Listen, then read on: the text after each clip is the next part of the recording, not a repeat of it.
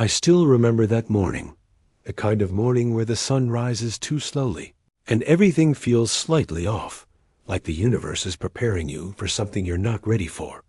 My name's Lena, and I was working the early shift at Harborview Café, the little breakfast spot across the street from St. Brighton Private Hospital. The cafe wasn't fancy. Chipped mugs, squeaky stools, the smell of burnt toast lingering no matter how many times we cleaned. But it was home. It was safe. And on most days, it was quiet. That day wasn't quiet. It started with a loud crash in the kitchen, not unusual, since one of our cooks was clumsy. But before I could even check, the bell above the front door chimed, and a small group walked in. 3 bodyguards.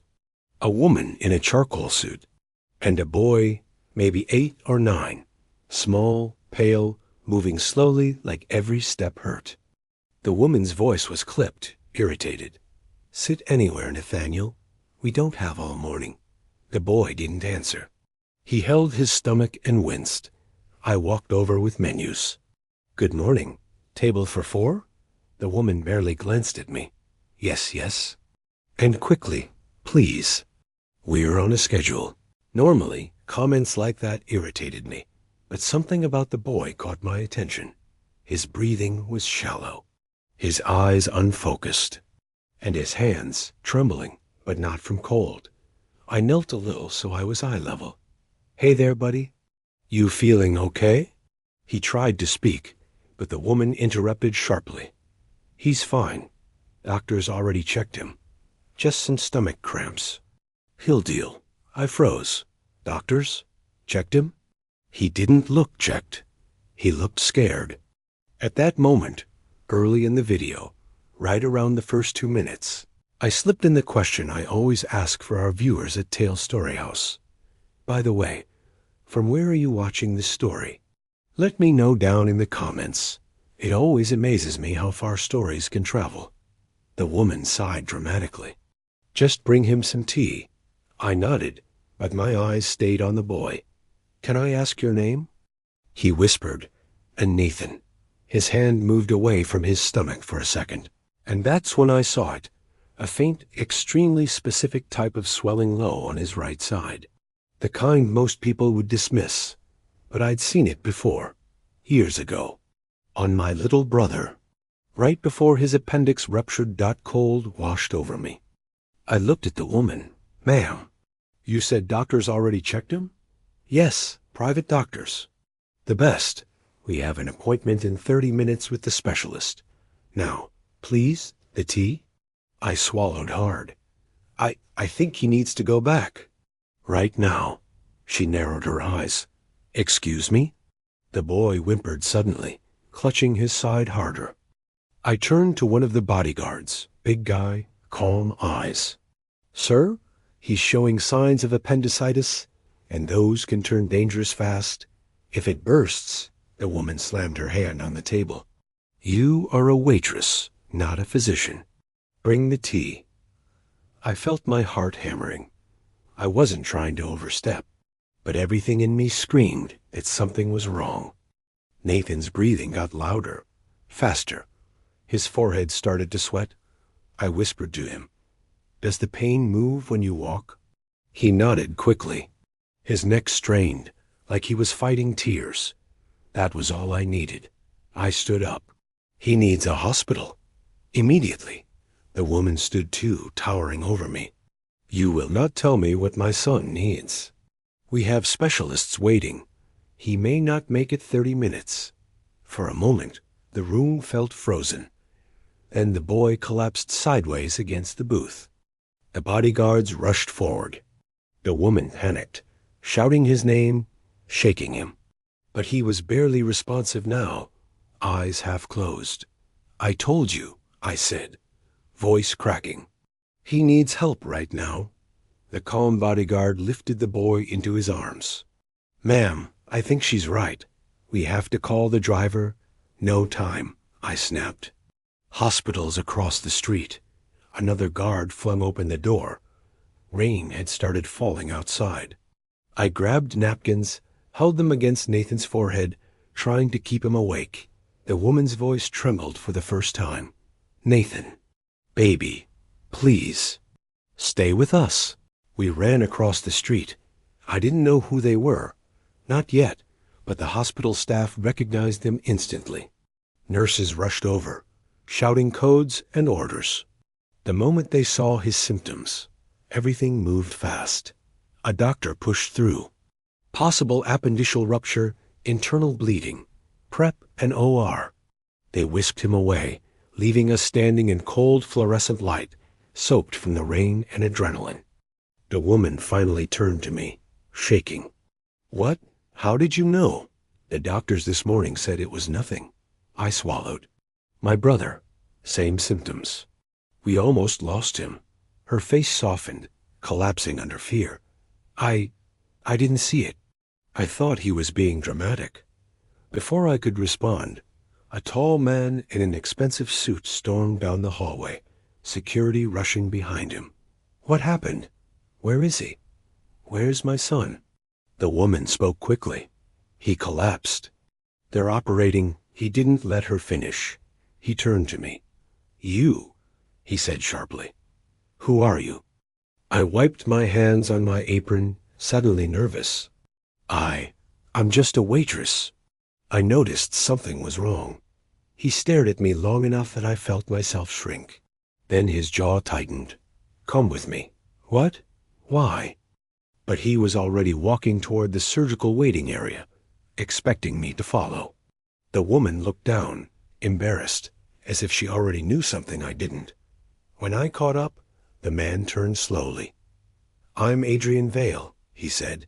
"CEO of Vale Tech." My heart stopped.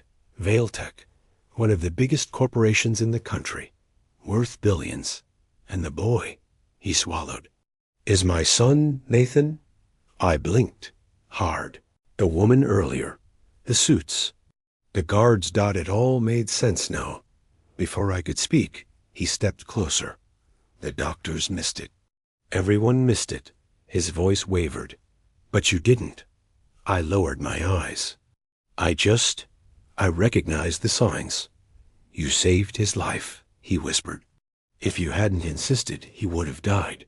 I felt tears sting my eyes at the same time his did. And then the operating room doors burst open with a shout. "Mr. Vale, we have an update on your son." The CEO stiffened. The world went silent. And that's where everything truly changed. I froze for a moment, the weight of that rich, silent hallway pressing against my chest.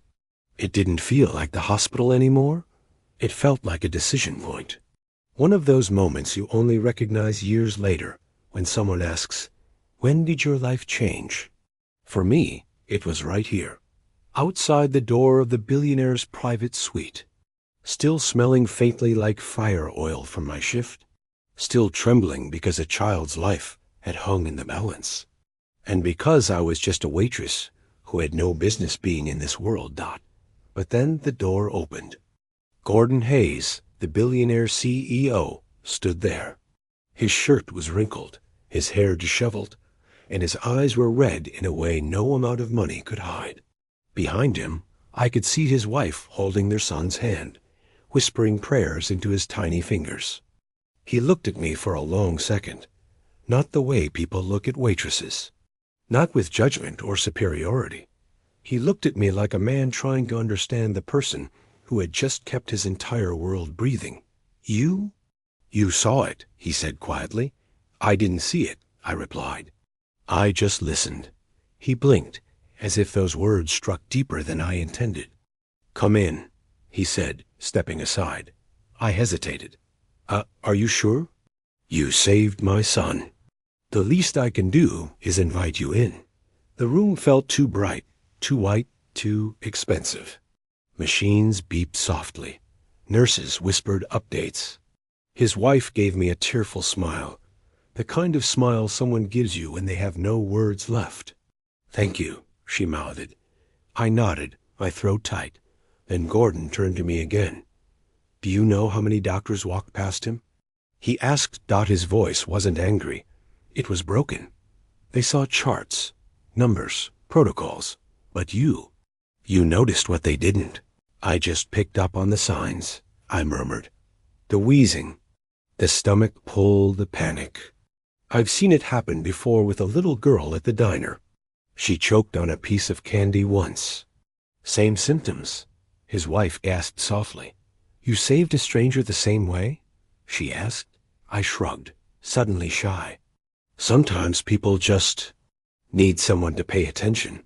Gordon paced slowly, as if the room was too small for a man used to owning skyscrapers. Everyone pays attention to me, he said, almost bitterly. People study my investments, my speeches, my face. But nobody, he paused, looking at his son. Nobody noticed him struggling for air except you. His words sat heavy in the air. I didn't know how to respond, so I stood quietly, hands clasped in front of me, trying not to fidget like I did when customers complained about cold coffee. Then suddenly he asked, What's your name? I smiled faintly. Mia. Mia. He repeated it like he was engraving it somewhere in memory. Where are you from? Who are you working for again? Harbor Street Diner, I said. I wait tables. Mostly night shifts. Pays the bills. What bills? He asked gently. I swallowed. My mom is sick. Treatments are expensive. I take extra shifts when I can. His face changed, softened, and hardened with resolve. Mia, you shouldn't be struggling. Not after what you did today. Please don't worry about that. You don't owe me anything. He stared at me, stunned. Most people expect something from me, he said.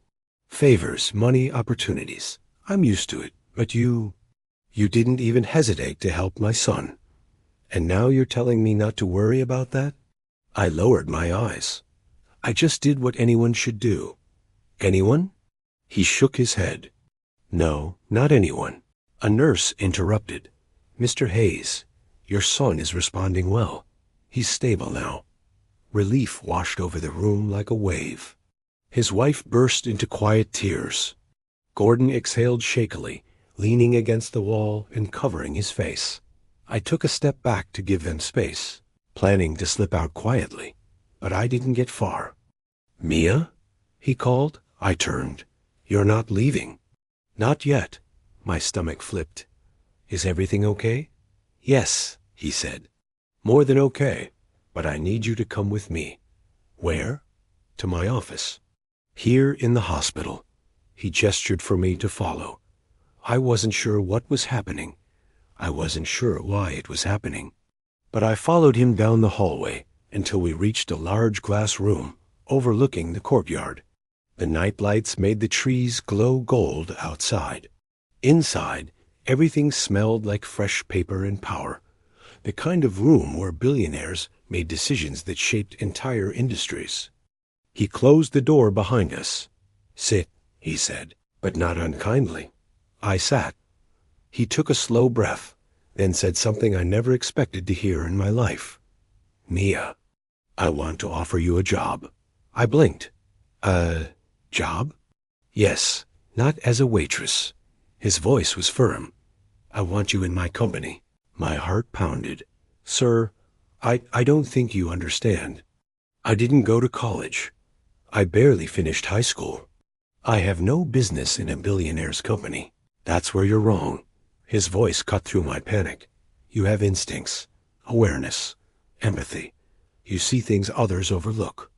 That's exactly the kind of person I want close to me. I couldn't breathe for a moment. I want you as my personal liaison, he continued. A role built around your strengths. You'll help me manage people, observe situations, read rooms. Things money can't teach. My voice came out tiny. Why me? Because today, he said softly, you saved my son. And because people like you don't come around often. My hands shook. I can't accept that, I whispered. Why not? Because I'm just... Don't you dare finish that sentence? His voice broke. You are not just anything. I blinked back tears. He sat across from me, folding his hands. You deserve more than a diner night shift. More than exhausted mornings and bills you can't pay. You deserve a chance. And on offering it, I stared at him, overwhelmed. What about my mom? I asked. I need flexibility to take care of her. You'll have it, he said immediately. Full medical coverage for her, and a salary that ends your struggles. Permanently. A sob escaped me before I could stop it. He didn't look away. I'm not helping you out of pity, he said quietly. I'm doing this because you earned it. Earned it. Those words hit harder than anything else. Think about it, he said. But Mia, your life doesn't have to stay where it is? I wiped my eyes and nodded. I'll think about it. Good, good. He stood and opened the door. Now go home. Rest. Hug your mom. And come back tomorrow. My assistant will be waiting. I stood but hesitated. Sir, why are you trusting me so much? He smiled, tired, grateful, sincere. Because tonight you saved the most important person in my life. And you didn't even ask for my name. As I walked out of the hospital, the city lights shimmered like scattered hope. I breathed in the cold night air, still shaking, still not sure this was real. But deep inside, I felt something I hadn't felt in years. Possibility, a new beginning, a life I never imagined. And it all started because I noticed what others missed.